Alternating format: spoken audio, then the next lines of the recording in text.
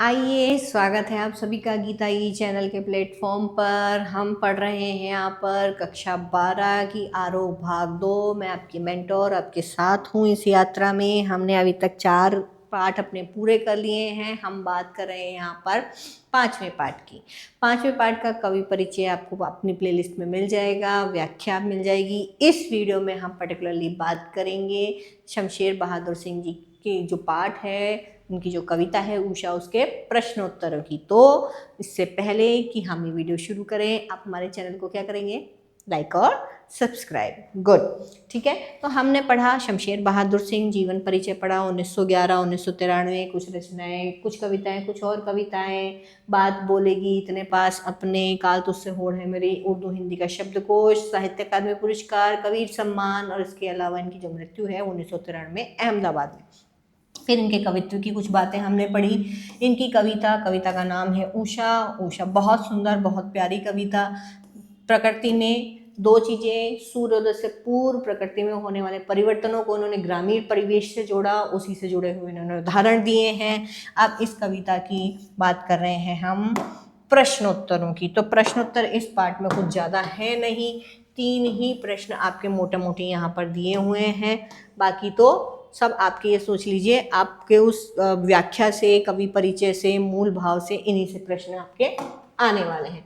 ठीक है, देखते हैं कविता के साथ। पहला प्रश्न की अगर हम बात करें तो कविता के किन उपमानों को देखकर यह कहा जा सकता है कि उषा कविता गांव की सुबह का गतिशील शब्द चित्र है। जब मैंने व्याख्या की है, जब मैंने आपको कवि परिचय पढ़ाया, ये दोनों चीज मैंने आपको वहां इंडिकेट की है, इंगित की है। ध्यान रख लीजिएगा किन उपमानों की बात करें। थोड़ा सा उधर सरकाए थे इसको, ठीक है, दिख रहा है। और ओके, ठीक है, चलिए। तो किन उपमानों की बात करें तो उपमानों में अगर हम प्रथम बात करें तो पहला जो उपमान दिया हुआ था वो दिया था राख से लीपा चौका। ठीक है, चूंकि कच्चे घर गांवों में होते हैं, शहरों में कच्चे घरों का प्रावधान आजकल मोस्ट ऑफ खत्म हो चुका है। ठीक है, तो ये जो उपमान है ये इसको ग्रामीण परिवेश से जोड़ता है। दूसरा उन्होंने दिया था काली सिल पर लाल केसर।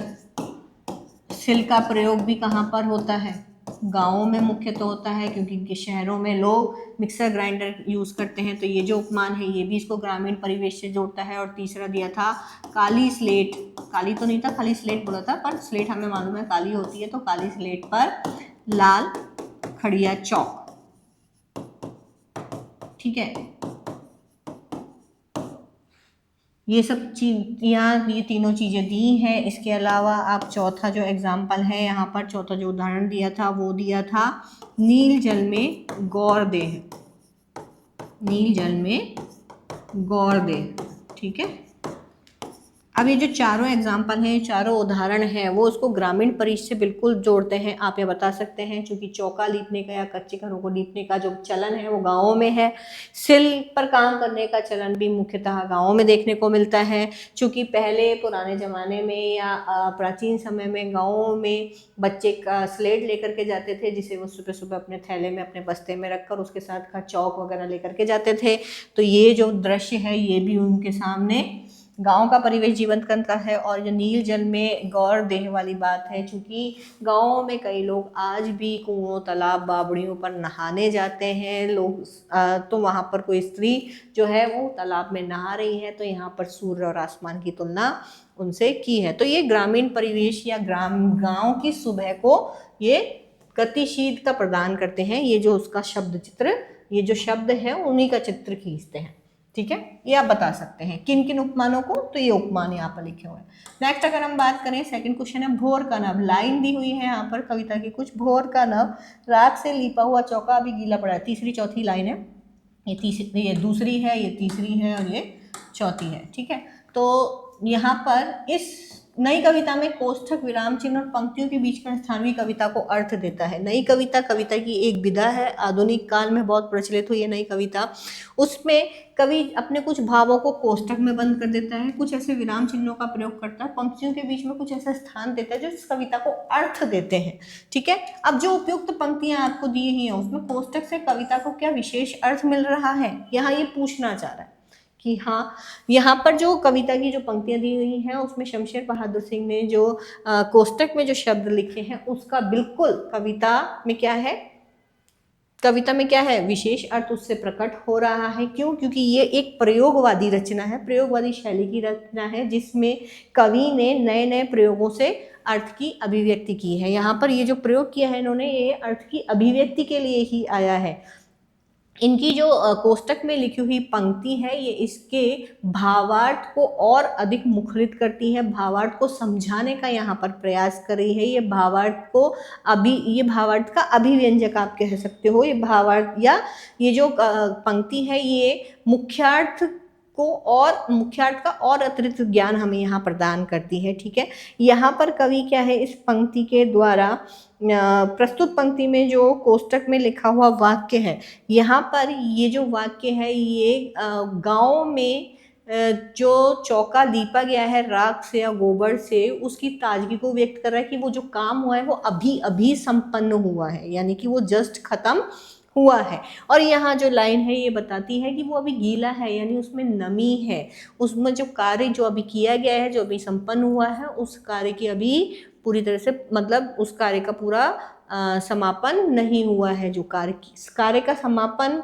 इन द सेंस कि कार्य करना तो खत्म हो गया है, लेकिन उसका जो भाव था, उस कार्य को करने के पीछे जो मंतव्य था वो अभी पूरा नहीं हुआ है। उसकी ताजगी ऐसी कैसी बनी हुई है, क्योंकि काम अभी भी खत्म हुआ है, और काम अभी खत्म हुआ है यानी कि वो जो चौका है वो अभी भी नम है, अभी भी गीला है। ये उस मुख्यार्थ को और अधिक अभिव्यंजित कर रही है कोष्ठक वाली लाइन। ठीक है, बस इतना ही।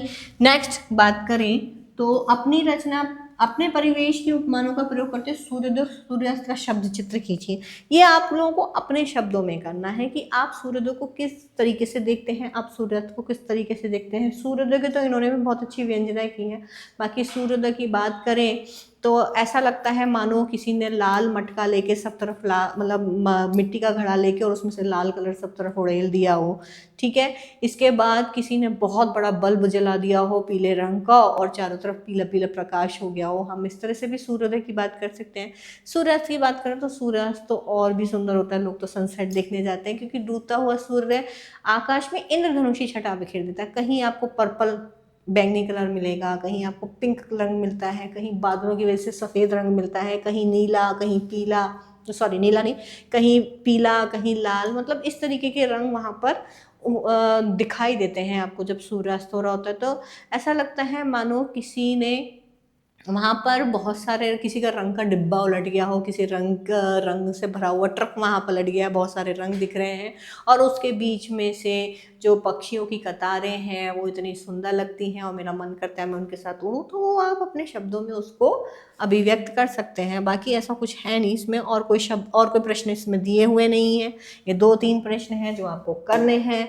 नेक्स्ट अगर हम बात करें तो जो अतिरिक्त प्रश्नों में अगर हम बात करें तो अतिरिक्त प्रश्नों में तो सबसे पहले हम क्या बात करेंगे, सबसे पहला तो हम पढ़ते हैं कवि परिचय। कवि परिचय आपका आने ही वाला है, जो इस पाठ में नहीं दिए हैं। इसके अलावा अतिरिक्त प्रश्नों में कवि परिचय आपका आगे ही, कविता का मूल भाव आपसे पूछा जाएगा, कविता का जो प्रतिपाद्य है, कविता जिस भावना को व्यक्त करी है वो आपसे पूछा जाएगा। इसके बाद पंक्तियों की व्याख्या आपसे पूछी जा सकती है। ठीक है, पंक्तियों की व्याख्या आपसे पूछी जाएगी यहाँ पर। नेक्स्ट अगर हम बात करें तो जो भी है उपमान हमने पढ़ ही लिए हैं, भाव क्या है। नेक्स्ट आप लिख सकते हैं कि उषा कविता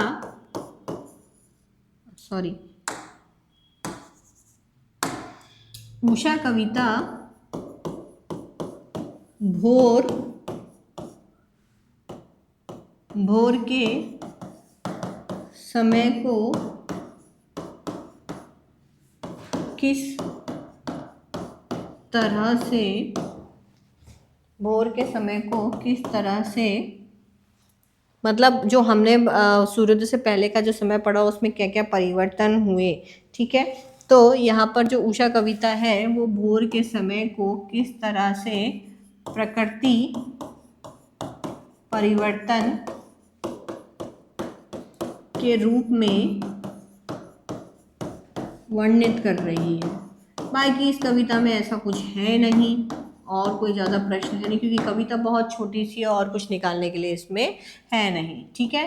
तो आप ये पढ़ें और इन प्रश्नों को करके आप खुद, इन प्रश्नों को पढ़ करके आप खुद उनके उत्तर देने का प्रयास करें। हमारे लिए कैप्शन में लिखें कि आपने इन प्रश्नों के अच्छे से उत्तर आप कर पाए या नहीं कर पाए। नहीं कर पाए, कहीं आप अटक जाते हैं तो प्लीज़ वीडियोज़ को दोबारा देखें और इन प्रश्नों को हल करने का प्रयास करें और हमसे जुड़े रहें नेक्स्ट वीडियो के लिए, क्योंकि इसके लिए आपको हमारे चैनल को लाइक और सब्सक्राइब ज़रूर करना पड़ेगा। नेक्स्ट वीडियो के लिए फिर मिलती हूँ आपसे, तब तक के लिए बाय बाय।